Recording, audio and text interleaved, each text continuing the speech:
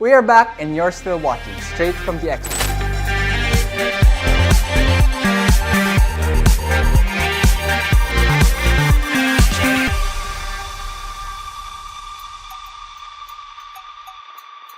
In the first part of this episode, we learned a lot about solar energy and the basic setup for the household. This time, we will weigh the pros and the cons of using solar energy plus its benefits. Actually, I've been interested in solar energy when it was first became popular and when I realized that the solar power in a house can power yung mga aircon, which is yung pag summer kasi, pag nagbukas ang aircon, lagi kang, there's always this part of me that worries about the next electric bill. So talagang pinag-aralan namin, I was able to save enough for at least half of the cost. Pero talagang I've been an advocate of solar power ever since.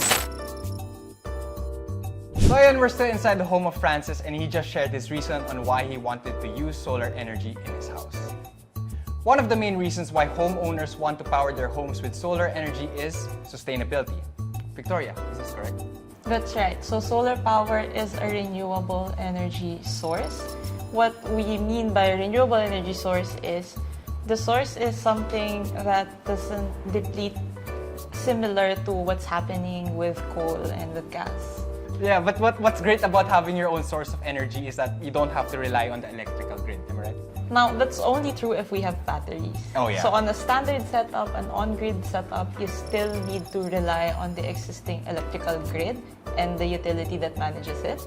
But if you have battery installations and the setup becomes something that transfers from on-grid to off-grid, then yes, you do not have to rely on your existing distribution utility to provide power to your home.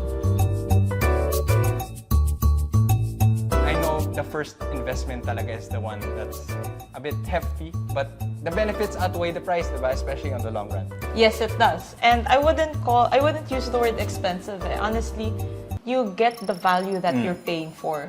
Now, if the value that you want is 100% electricity access, may bagyo, may down sa distribution utility, then having a solar installation with batteries is worth it. Immediate benefit would be yung monthly bills ng electricity, and with the hybrid setup, we have electricity pag brownout. I was spending as much as 12,000 per month. Sa grid tie na setup, I was able to save around 4,000. That's a conservative estimate yun. Nung hybrid na ako, nung Feb 2021, that's another 3,000 per month. So right now, I'm saving at least 7,000 to 8,000 per month. Let's now move on to the cons. That's what like I said, I think it's really the first investment talaga that's really heavy on the pocket. The first investment, the capital, this is something that you can speak with your installer. So I'm not sure about Sir Francis' payment terms, but there are various ways to do your payment terms and various ways to negotiate the costs. And again, these costs, is it expensive or are you getting the value of what you're paying for? Actually, I've been an advocate of solar power since because of the benefits that I've been getting from them, and I've managed to convince at least 4 of my friends to go solar. No regrets whatsoever. All the money that I spent is well worth it. The only challenge, I think, is the cost. It's not cheap, but it's well worth it. Actually, I think yung investing on solar is probably best investment that I've made in the past 10 years. How much will a homeowner have to spend in maintaining a solar power setup? So it will depend. If it was sold to them, nakasama na yung operations and maintenance, which involves cleaning the panels, troubleshooting, everything, then yun yung kasama ng package niya. The cost of maintaining the solar panels is not super significant kasi solar panels are made to withstand all types of weather. Pero for the Philippines, actually, yung regular na pag-ulan is good for the solar panels. The maintenance that you're gonna be looking out for is yung feces ng birds. Pag may tumira doon ng solar panel mo, it happens. It happens, ha?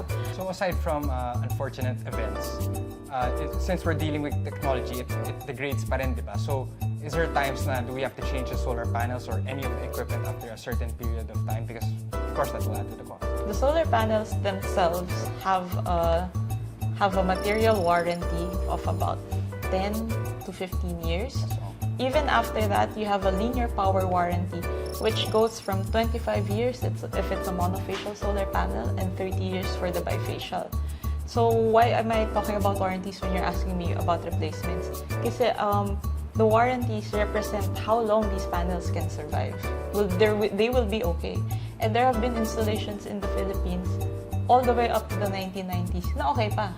Kung tama yung pagkaka-install and it's being taken care of well, your panels will be okay 25, 30 years after. Before we end this episode, give one big tip, one big advice for homeowners considering solar power. The biggest advice for homeowners considering solar power is to think about that solar energy is there to support you against rising costs of energy, which is for your family. Now, where you have it installed, materials you use, look for trusted brands such as LONGi. Look for trusted suppliers with permits and that do proper safety checking. And even for a home, I recommend that you have your home assessed as a unique installation. Because per home, magkakaiba tayo ng consumption. Similar, pero sometimes it comes down to the wire kung anong inverter, ilang panels for this information. So analyze everything and make smart decisions. Thank you very much, Victoria, for sharing your expertise about solar energy. In this episode, we've learned more about harnessing the power of the sun for our electrical needs and how it can be beneficial for homeowners. But then, because of our discussion, Victoria, na-inspire tuloy ako na baka sa future home ko. Revisit. Yeah. Yes. So if I have more questions, I'll just find you. I hope this episode of Straight from the Expert was as insightful for you as it was for me. Thank you again, Victoria, for sharing your time with us today. Thank you for having me. Thank you. How can our audience reach you? To reach me and LONGi Solar here in the Philippines, we have local distributors who offer the product. Straight to me would be our LONGi Facebook pages. And you can also find me in LinkedIn. We would also like to thank Francis for opening his home to us. And that's it for this very enlightening episode. If you're looking for more helpful and informative videos and stories like this, please visit gmanetwork.com/lifestyle and follow them on Facebook, Instagram, and Twitter. If you want to follow me, it's at Manolo Pedrosa on all my social media sites. Thank you for watching, and until the next episode of Straight from the Expert.